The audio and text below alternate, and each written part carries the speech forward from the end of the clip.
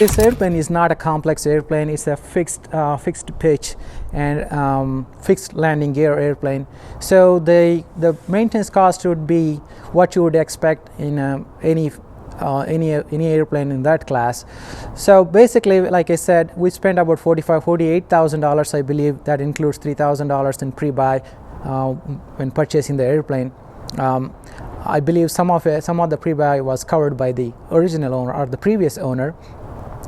On top of it, so we hangar the airplane. The hangar cost is about $400 a month. On top of it, we do, like I indicated earlier, we had the financing for the airplane. We pay about $400 a month in terms of financing.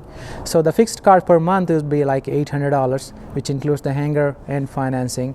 On top of it, on the annual basis, you have the insurance, which right now it comes out to be $1,500 for 4 partners, which I don't think is not bad at all. And also you have the annual inspection that you do. Of course, the cost vary between what you're planning to do, what kind of squawks that you get. This is a 1979 airplane, so you do expect some squawks. And last year, the annual cost was around close to $3,000. And if you do the owner assisted annual, which would be a little bit cheaper, but we hadn't been able to do that. So besides that, we did, after purchasing the airplane, after a couple of years after purchasing the airplane, we did do several upgrades to the airplane. One of the significant upgrades is the overhauling the engine.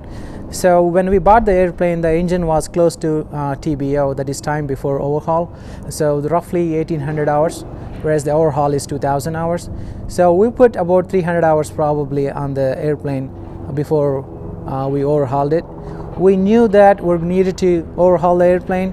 We knew that from the beginning, but the airplane was performing very well initially, but we eventually had to overhaul the engine. The overhaul cost, if I remember correctly, was around $23,000 plus some shipping involved in it, sending the engine to Florida and shipping back from Florida to Atlanta.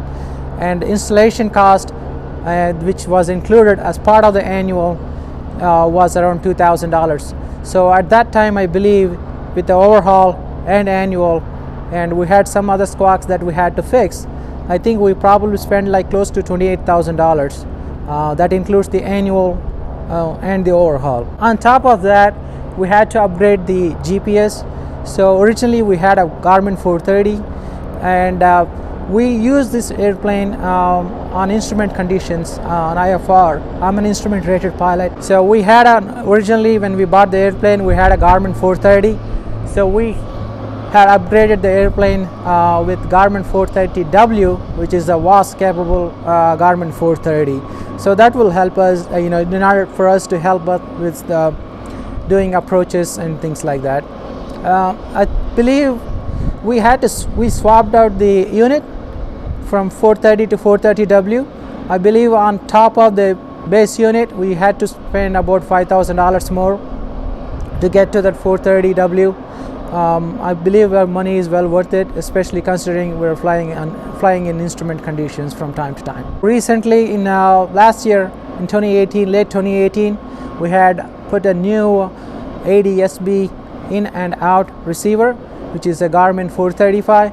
We went with Grumman, even though it is slightly expensive compared to other units, but it plays well nicely with the Grumman 430. So we have traffic and weather on 430 right now. Besides from the fixed cost, we have the variable cost, that is when you are operating the airplane. So we set ourselves $25 an hour as a kind of like a maintenance fee that we charge ourselves. So at the end of the flight, we make a note in the log as to who flown the airplane and how much time did he put in. And so we send out invoices every month. And for every hour that you fly, we deposit $25 into our common account, which we use for paying the fixed expenses and also maintenance expenses. The airplane, just to give a little bit of history of the airplane, the Grumman Tiger was manufactured in 1979. It came with a different kind of prop, which I believe was a Macaulay 75-inch diameter prop.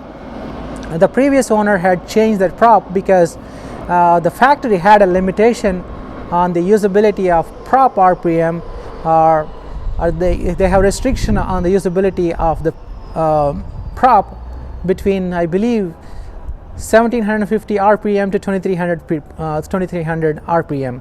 So I think the concern at the time was that due to the prop, you can get elevator vibrations. I believe the previous owner or the owner before had changed the prop to I believe it's a Sensenec prop, which took out that limitation.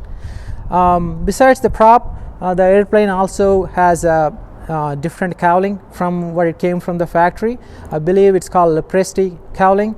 So having the combination of the new prop and the new cowling gives an additional 5 knots of speed. So like I indicated earlier, so we have 4 partners and all the expenses are shared equally between the partners. So we have 4 partners, everything is divided by 4. If you are new to flying, or you've just got your pilot license and you wanted to be in a partnership, or you want to buy an airplane, I think the best way is to get a taste of an airplane ownership is being in a partnership. Even if you have enough money to buy your own airplane, I would recommend get in a partnership, see how it is, because if you are not buying a brand new airplanes, there are a lot of squawks that are involved in it. With having a partnership, you will get a much better idea, and you're not the only person bearing all the expenses. So that's if you're the first time buyer, I would highly recommend getting into a partnership.